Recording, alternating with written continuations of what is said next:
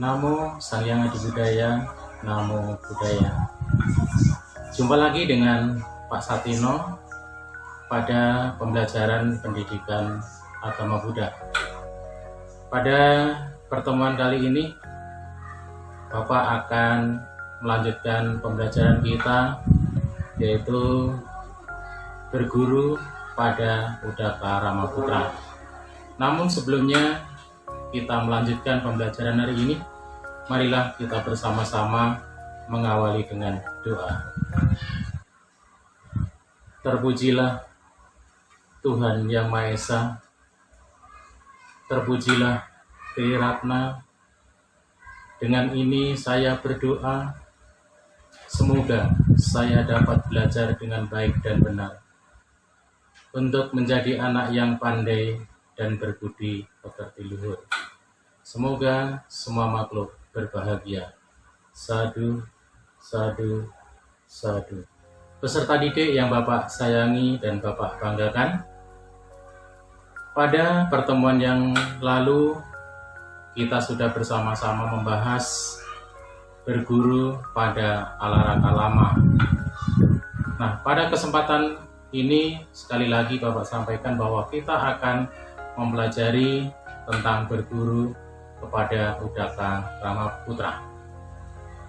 Anak-anak yang Bapak sayangi, setelah dengan hormat ia mohon pamit kepada gurunya, yaitu Alaraka Lama.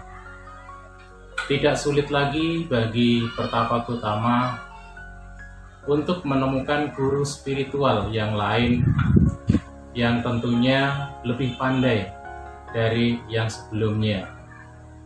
Karena pada saat itu di Majjhima Desa terdapat banyak sekali guru-guru spiritual dengan tradisi mereka masing-masing yang telah berkembang sejak berabad-abad yang lalu, serta yang menjadi mapan karena berkat para siswa penerus daripada mereka. Pertapa Gautama segera meninggalkan Waisali dan berjalan menuju ke arah Magadha. Ia menyeberangi Sungai Mahi dan sejenak kemudian sampai di pertapaan lainnya di tepi sungai itu. Pertapaan itu dipimpin oleh seorang guru agama yang sangat dihormati, yaitu yang bernama Uddaka Ramaputra. Uddaka adalah merupakan putra dari Rama. Pertapa mengungkapkan keinginannya untuk menjalani hidup suci dalam parsamuan itu. Uddaka merasa gembira dan menerimanya Pangeran Siddhartha atau Pertapa Gautama sebagai siswanya. Lalu ia membabarkan ajarannya serta memberikan dorongan kepada Pertapa Gautama dengan menyatakan bahwa karena Pertapa Gautama adalah orang yang begitu pandai, ia segera juga dapat menyadari ajaran yang telah diberikan oleh Uddaka Ramaputra dan menjalani kehidupan dengan penuh bahagia. Pertapa Gautama segera dengan tekun mempelajari ajaran dari gurunya tersebut, kemudian menjalankan latihan-latihan. Karena kepandaiannya, ia mampu menguasai ajaran itu dengan begitu cepat. Namun, ia menyadari bahwa ajaran tersebut tidak mampu membuat dirinya menyadari tentang kebenaran yang tertinggi.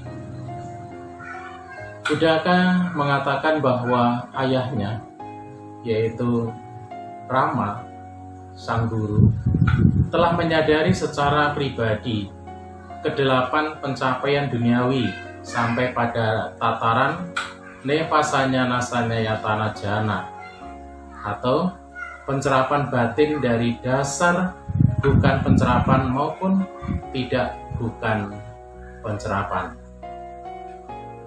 Udaka sendiri belum mencapai tahap konsentrasi lanjut sampai pada tataran tersebut.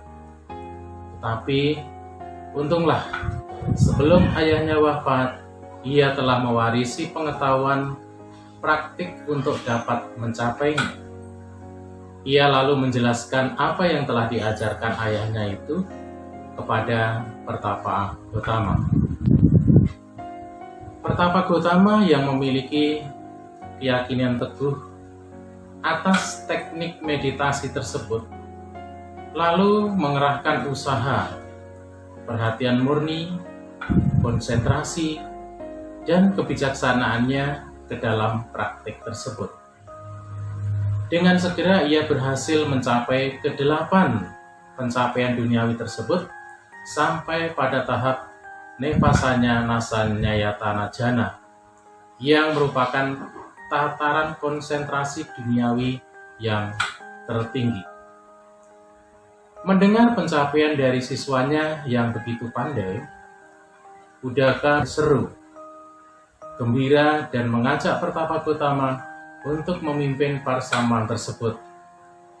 Udaka menghormati Pertapa Gotama dengan memintanya untuk menjadi guru mereka dan memimpin seluruh siswa mereka. Akan tetapi, Pertapa Gotama segera mengetahui bahwa pencapaiannya itu bukanlah apa yang ia cari. Dengan pencapaian ini, ia akan terlahir di Nevasanya Nasanyayatana atau alam Brahma tanpa materi. Namun, tujuan akhirnya sama sekali belum tercapai. Ia sadar bahwa cita-cita spiritualnya jauh lebih tinggi bila dibandingkan dengan cita-cita mereka yang selama ini telah membimbingnya. Ia akhirnya menyadari bahwa tak seorang pun mampu mengajarkan pada dirinya apa yang tengah ia cari selama ini. Ia mengetahui bahwa ia tak lagi bisa mengandalkan orang lain untuk mencapai kebenaran tertinggi atau mencapai nibbana. Karena tidak puas terhadap pencapaian duniawinya pada saat itu, kemudian ia meninggalkan Pertapa Udaka. Setelah mengungkapkan rasa syukur terhadap semua bimbingan, kemudian semua pelayanan, semua perlengkapan, dan penghargaan yang telah diberikan kepadanya. Anak-anakku yang Bapak sayangi dan Bapak banggakan, demikianlah kisah pertemuan atau berguru Pertapa Gotama kepada Udaka Ramaputra. Bila dibandingkan dengan Alaraka lama, saat itu Pertapa Gotama hanya mencapai tataran yang ke-7, sementara dengan berguru kepada Udaka Ramaputra, Pertapa Gotama mencapai tataran yang ke-8, yaitu pencapaian Nevasanya Nasanyayatana. Dan barang siapa yang telah mencapai tataran tersebut, maka pada tumimba lahir selanjutnya mereka akan terlahir di alam arupa Brahma atau alam Brahma tanpa bentuk. Anak-anakku yang terkasih, yang Bapak sayangi dan Bapak banggakan, dari perjuangan yang dilakukan oleh Pertapa Gotama bisa kita tarik sebagai sebuah teladan bahwa kita untuk mencapai suatu cita-cita, untuk mendapatkan suatu tujuan, kita harus selalu terus berusaha dengan tanpa pantang menyerah. Semoga dengan melalui cerita berguru Pertapa Gotama kepada Udaka Ramaputra ini menjadikan kepada anak-anak kami semua memiliki semangat yang tinggi, memiliki semangat dan tekad yang tinggi. Ditingkatkan lagi kerajinannya dalam hal belajar, karena hanya dengan melakukan itu maka anak-anak akan dapat mencapai apa yang Anda cita-citakan semua. Demikianlah pertemuan kita pada hari ini. Kita berjumpa lagi pada pertemuan selanjutnya. Bapak akhiri dengan Namo Sang Hyang Adi Budaya, Namo Buddhaya.